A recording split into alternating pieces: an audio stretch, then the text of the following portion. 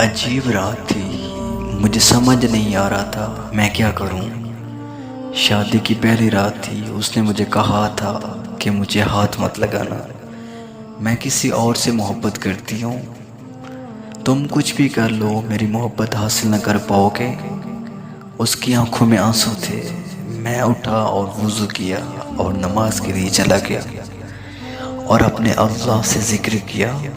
یہ کیسا امتحان ہے، مجھے ڈر تھا اگر صبح گھر گئی اور واپس نہ آئی تو میری عزت کا کیا ہوگا۔ یہ گھر میں یہی نہ کہہ دے کہ یہ نامرد ہے۔ ایک بار تو سوچا کہ زبردستی کرتا ہوں، گناہ نہیں، میرے نکاح میں ہے، مگر دل نہیں مانا۔ میں نے اسے بات کرنا چاہی مگر دل نہیں مانا میرا کہ میں اس کی محنت کروں۔ میں سو گیا۔ اگر اسے کسی اور سے محبت تھی تو نکاح کے لیے ہاں ہی نہیں کرتی، یا مجھے ہی بتا دیتی، میں اس سے رشتہ ختم کر دیتا، میری زندگی برباد تو نہ ہوتی۔ میں شادی پر ساری جمع پوری لگا چکا تھا۔ صبح وہ اپنے گھر چلی گئی، کوئی بات نہیں ہوئی۔ 3 دن تک کوئی حل چل نہیں ہوئی۔ 3 دن بعد اس کی امی کی کال آئی تو میں لینے چلا گیا۔ میں نے وہاں بھی کوئی بات نہیں کی۔ وہ رات کو فون پر کسی سے باتیں کرتی تھی، میں نے پوچھا تک نہیں۔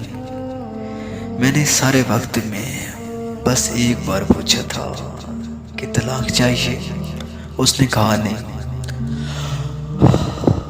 اس کا فون پر جو عشق تھا اس سے مجھے کوئی مطلب نہیں تھا۔ 7 ماہ ایسے ہی گزرے۔ ایک دن اس نے مجھ سے پوچھا ایک بات پوچھوں؟ میں نے کہا پوچھ لو۔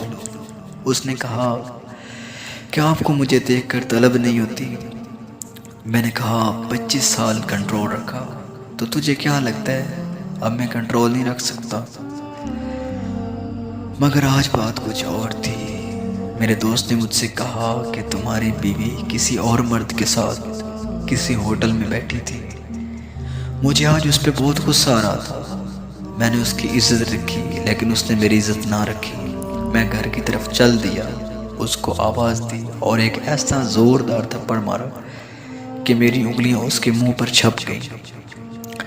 اس کو کہا اب تم اپنے گھر جاؤ اور آج سے میری طرف سے آزاد ہو، طلاق چاہیے ہو تو کہہ دینا، مگر میرے ساتھ میرے گھر میں نہیں رہ سکتی، نہیں رہ سکتی۔ دوستو، وہ عورت آج بھی اپنے گھر ہے، طلاق نہیں مانگی اس نے۔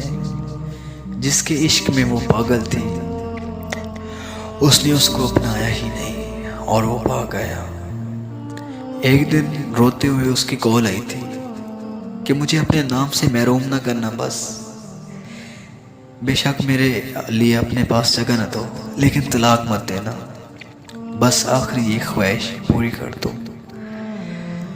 میں نے اس کی خواہش کا احترام کیا، طلاق نہیں دی۔ اس کے بعد مجھے 3 سے 4 سال خود کو نارمل کرتے ہوئے لگے۔ عورت پر یقین کرنا کہ ہر عورت ایک جیسی نہیں ہوتی، جیسے ہر مرد ایک جیسا نہیں ہوتا۔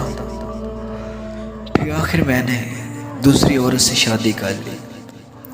اب میرے 3 بچے ہیں۔ میرے یہ والی بیوی بہت ہی نیک نکلی۔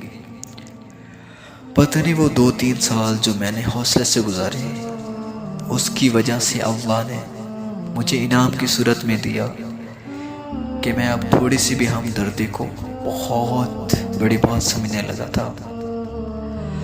میں ذرا سا بھی پریشان ہو جاؤں تو میری بیوی کی نیندیں اڑ جاتی ہیں۔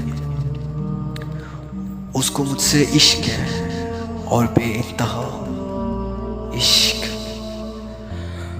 دوستو، ایک وہ پہلی عورت تھی اور ایک یہ عورت۔ میں تو وہی تھا، وہی اور وہی رہوں گا۔ میری پہلی والی بیوی اب پاگل ہو چکی ہے، میرے نام لکھ لکھ کر چومتی رہتی ہے اور گلیوں میں پھرتی رہتی ہے۔ اسے اپنی ہوش ہی نہیں رہی اب. لوگ اب بھی کہتے ہیں کہ میں ظالم ہوں، اس پر ظلم اتنے کیے کہ وہ پاگل ہو گیا ہے.